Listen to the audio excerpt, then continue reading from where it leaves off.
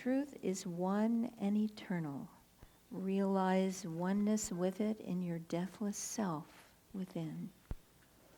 We live in an age when people assume that knowledge should be available equally to all. In matters susceptible of judgment by normal common sense, however, everyone knows there are exceptions.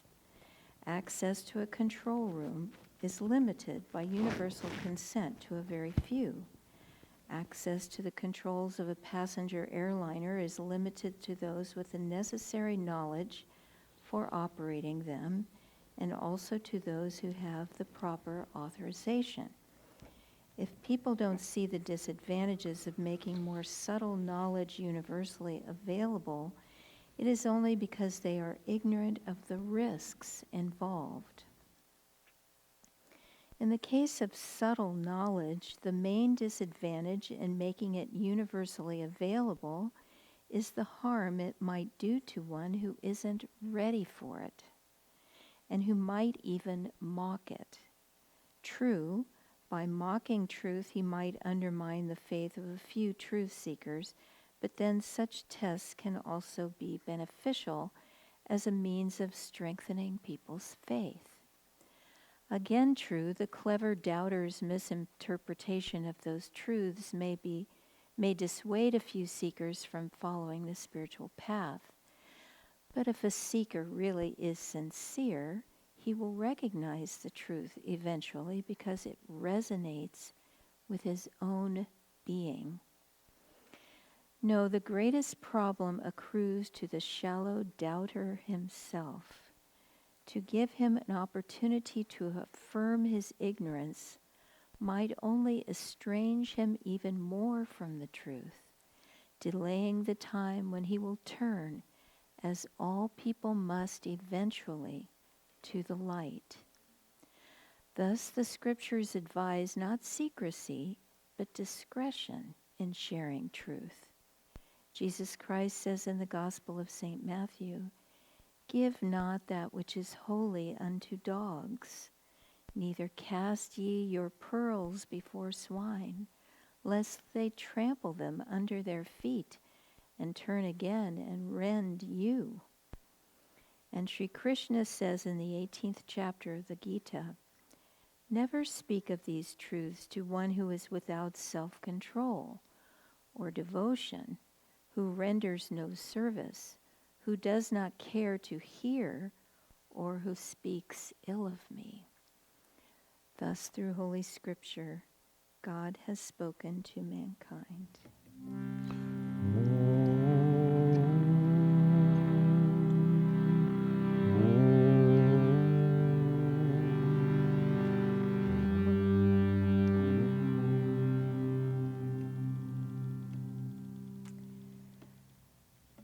So I was on the internet a few days ago, and I ran across this picture of George Washington. And next to the picture of Washington, there was a quotation by him. And the quotation from Washington said, "Don't believe everything you read on the internet just because there's a picture with a quotation next to it." And I love that. And some of the comments under were great. One woman said, "He was so ahead of his time."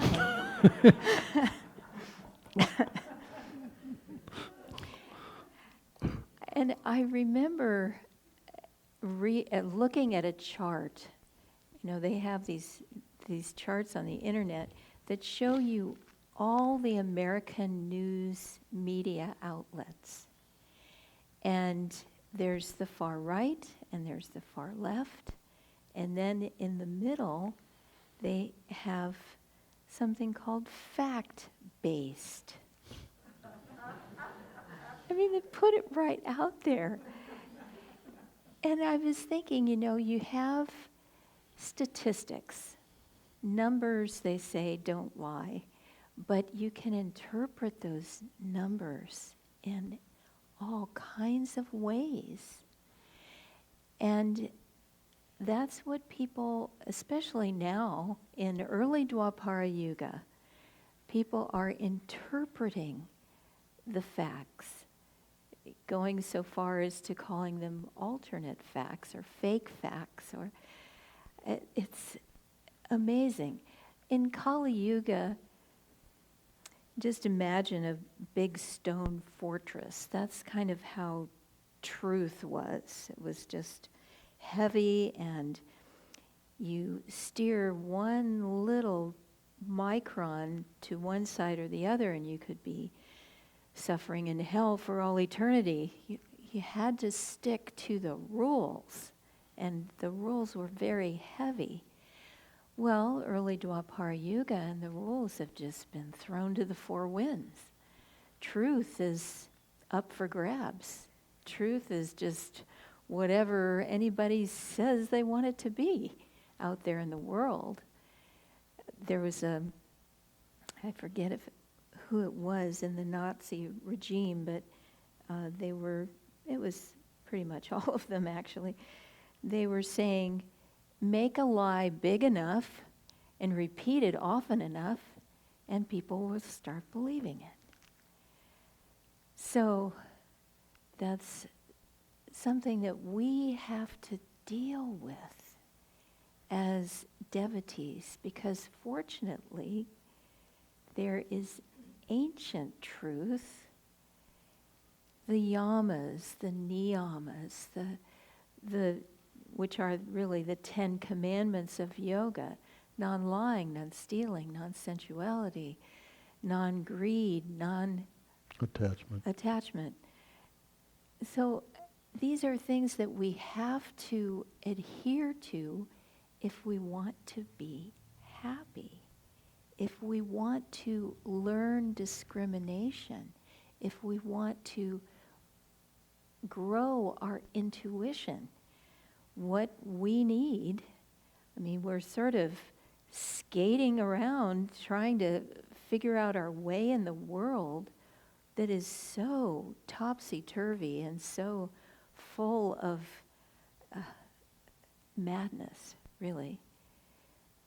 We have to learn to discriminate. We have to learn to be able to read character, to differentiate between right and wrong. I was reading a wonderful book about Fatima the other day, and the writer passed away in 1949. The events of Fatima happened in 1917, just at the end of World War I. And the picture of this author, he did a beautiful job, and he spent a long time researching and getting conversations with all the people who were still alive who were involved in that experience of the apparitions. So he did a beautiful book. But at the end of the book, it was talking about the research he had done on all the forces that tried to eliminate the Catholic Church, to make it powerless. And I started reading this, and it was like, oh my goodness. And it was like conspiracy theories, just this incredible web of intrigue. And finally, I just had to put it down and just remember the masters are in charge. And if you look at the events of history through the eyes of a historian, especially a very staunch Catholic who had watched these forces attack the church in Spain and all these different places throughout history, yes, from a worldly standpoint, it looks pretty dark and full of intrigue.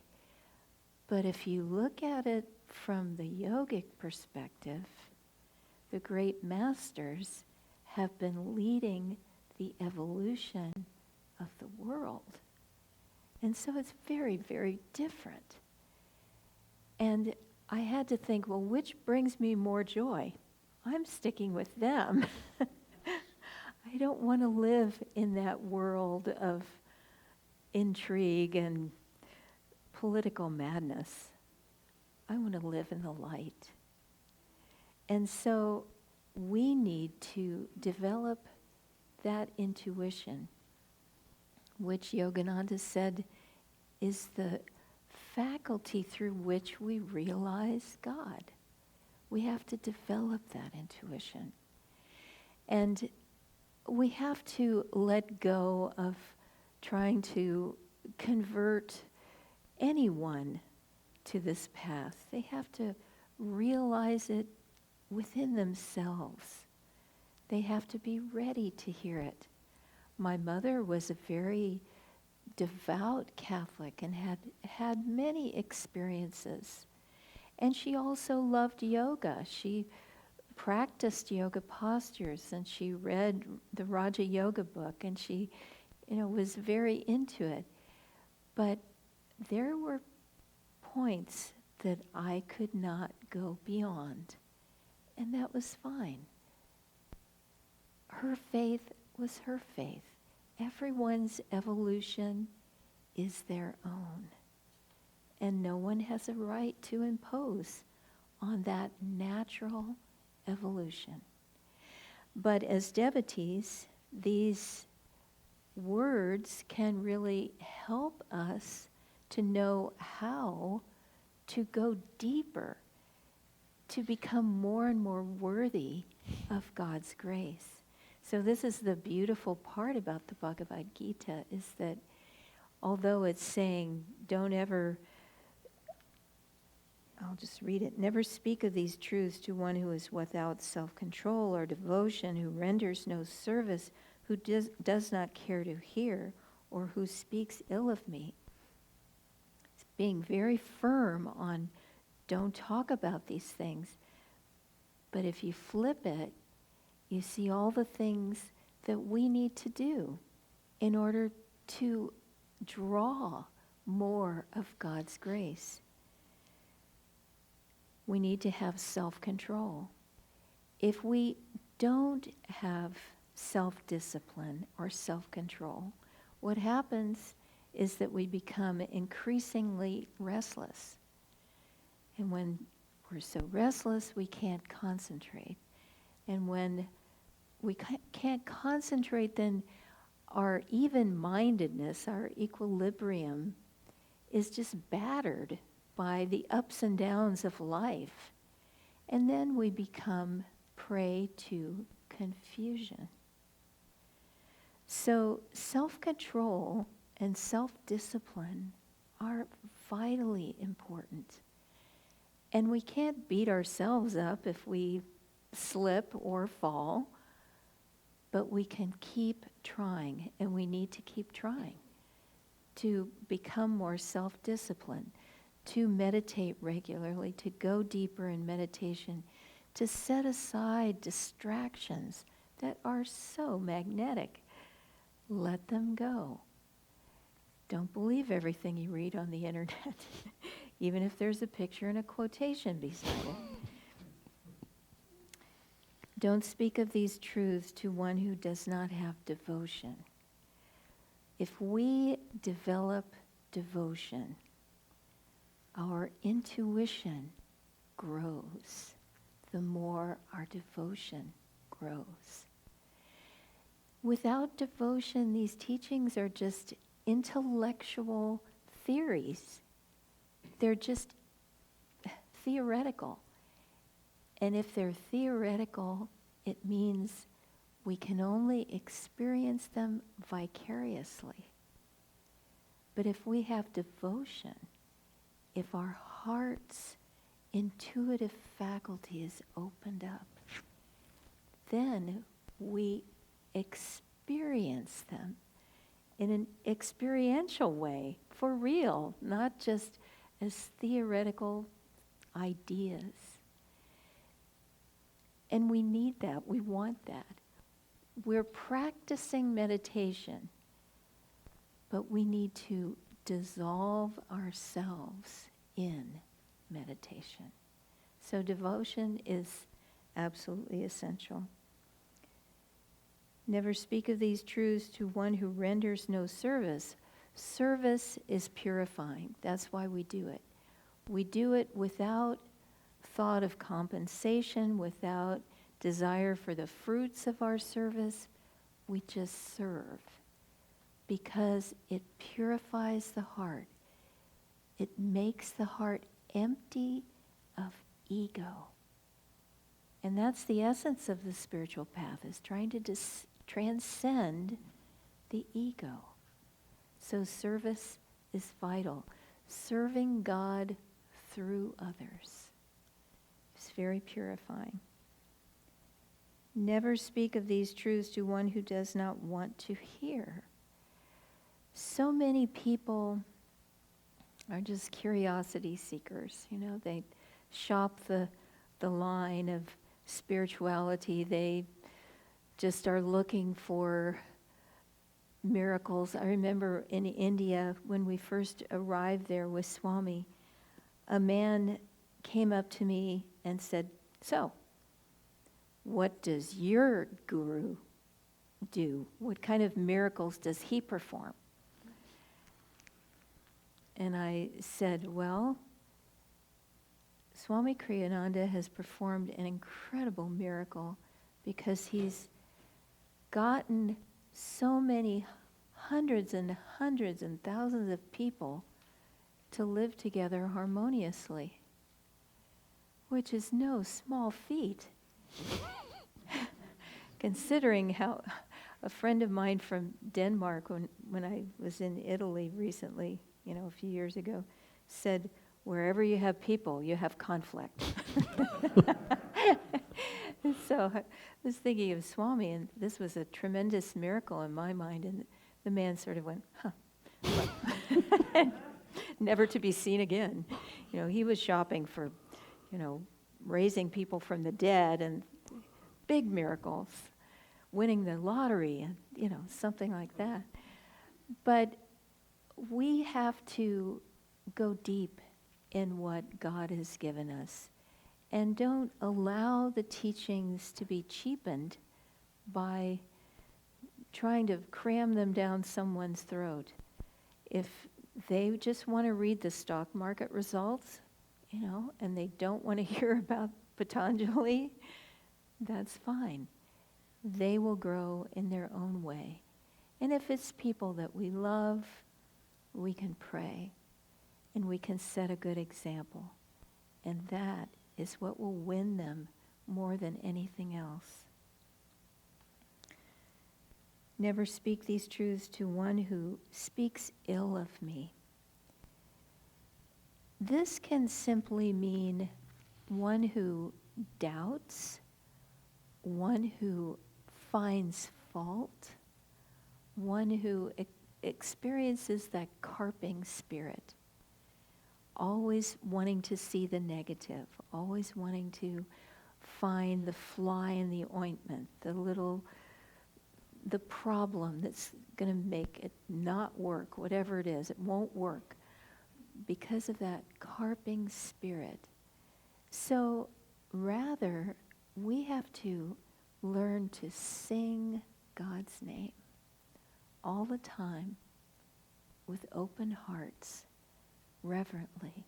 Like the festival song says, "Train our hearts to sing thy name." And in that way, the more that we give ourselves to God, the more that we surrender all of our issues and problems at His feet, giving it all to Him, the more we will develop in our natural evolution until that reality of God consciousness is an actual fact-based reality. It's not skewed to the left or to the right or anything in between. It's the truth. And if we can be like that little child in the Bible, God will reveal himself to us.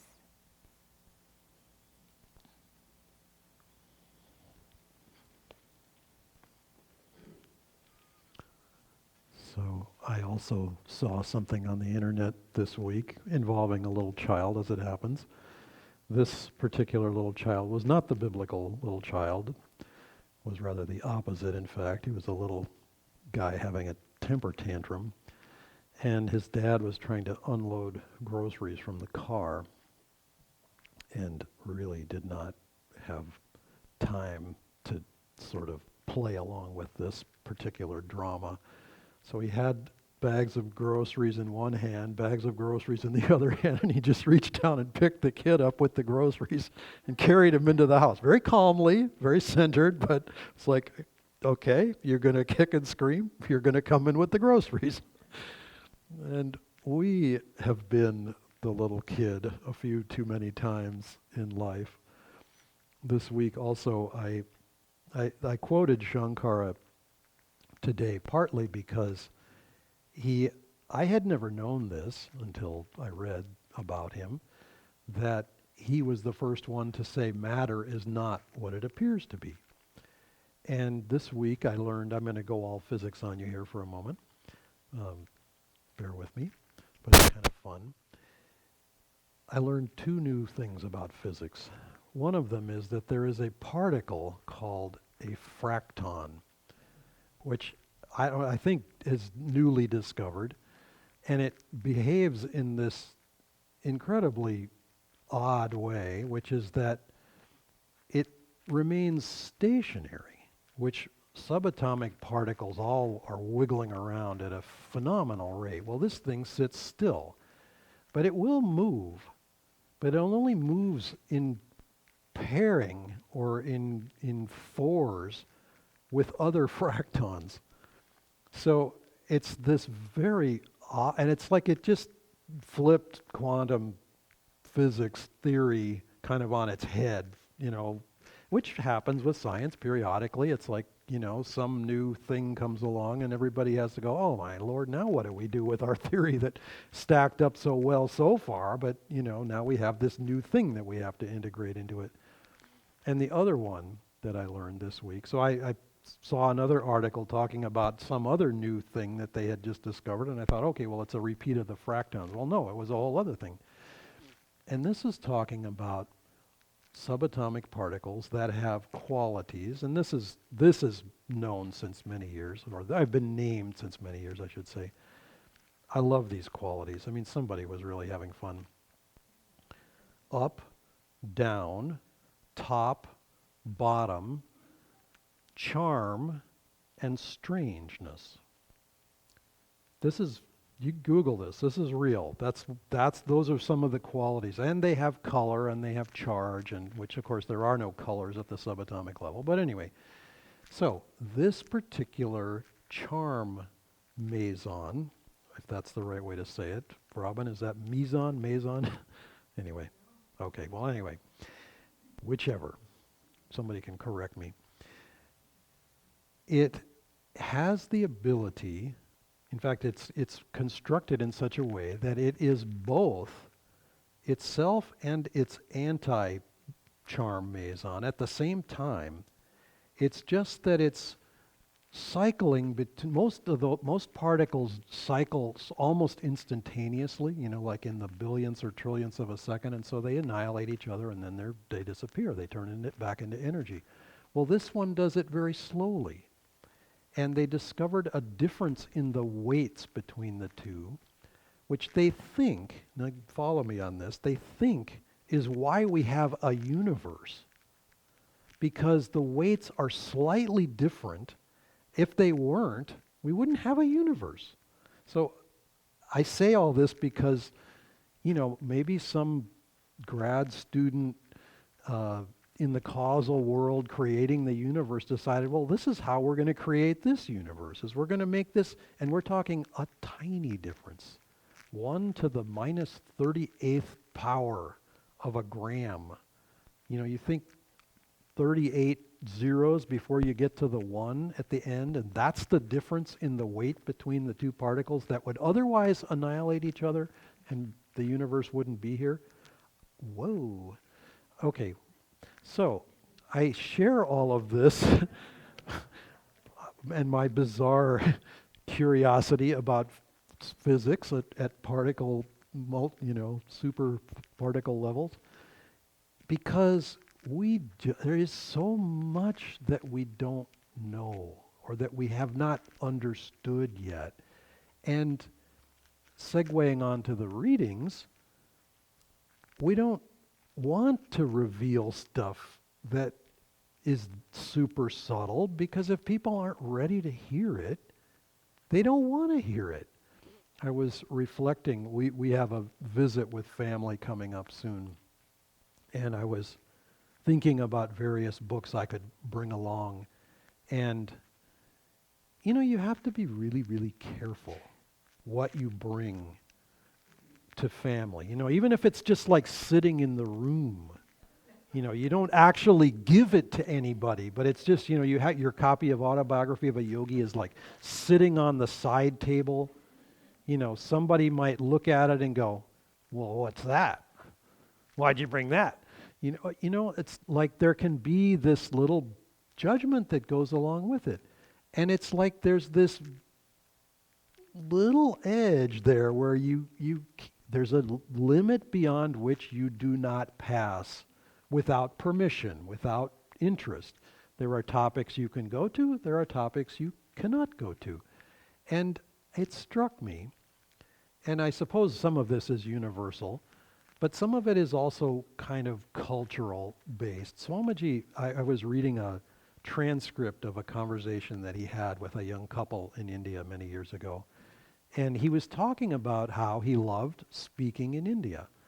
And he was contrasting it, I should say, with a lecture or series of lectures he had given in London years before. And he said, I spent half the lecture convincing people that I was not a fraud, and I spent the second half of the lecture sort of getting them to zero, getting them to the place where they might have been ready to listen, deciding that I might have actually had something to say. And at that point, the lecture was over. And he said, it didn't feel useful to me. And he was also contrasting to speaking to Americans and saying it wasn't quite so bad, but he said, you have to give people reasons why you're saying what you're saying. You can't just say it, you have to sort of explain it and, convince them why. In Italy, people's hearts are they're a little more in their hearts, and so it's a little easier to address on that level. And instead in India, what's lovely is people come with an open mind. They're sort of interested to hear what you say. They don't necessarily agree with it. They don't necessarily disagree with it. They're just sort of prepared to hear what you actually have to say. Could this be useful? Could it inspire me? Could it be uplifting? And then, of course, as soon as everybody leaves the place, all bets are off. Life squeezes in and, not everybody's going to take up the spiritual life. But having that openness at least opens the door that something could happen on the inside. And he really appreciated that. And so, given that he was talking to this couple in India and that one of the couple was Indian, actually they both were, he was sort of thanking them for that openness and addressing and saying, we need Indians to build this work, et cetera, et cetera. But it just struck me that we, wherever we are, whatever nationality, whatever culture, that's not relevant to the soul, but it is helpful for us to be aware that we, all of us, have been either the little screaming baby or the doubting person who isn't quite ready to receive the spiritual teachings because of any of the list of things that Nirmala mentioned, the speaking ill of, the not performing service, having not developed devotion.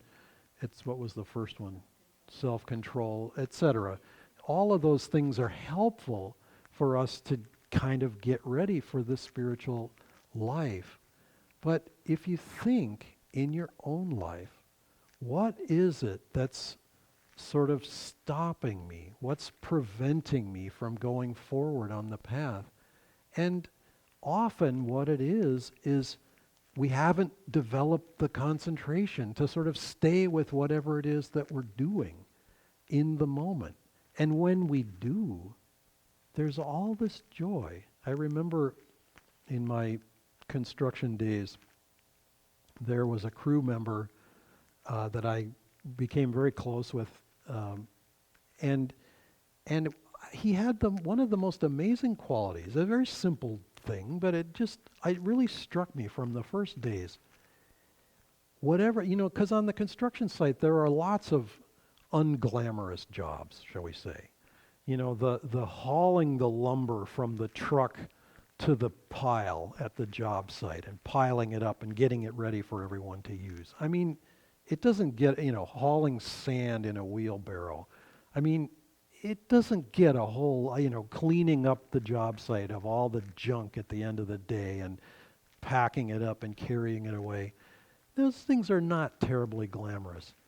He gravitated to every one of those things first. He was the first one to get to those, which of course inspired other people, kind of like Huck Finn, in the Tom Sawyer books. Is it Huck Finn who painting the fence and, getting all the other kids, see, you got to paint this fence, let's all do this together, it's really exciting.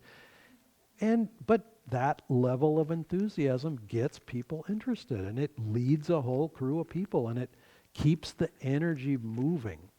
On ships back when boats were all made out of wood, they would mop the decks every single day. Did the decks need mopping every day?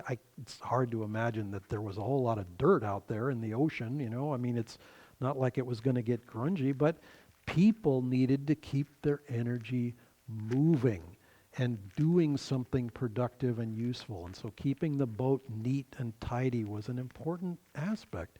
Well, in our lives, we have to do the same thing. We have to keep our energy neat, tidy, moving, and creative. And when we do, then naturally we awaken, naturally we grow. As Nirmala was pointing, there's a very organic process in all this.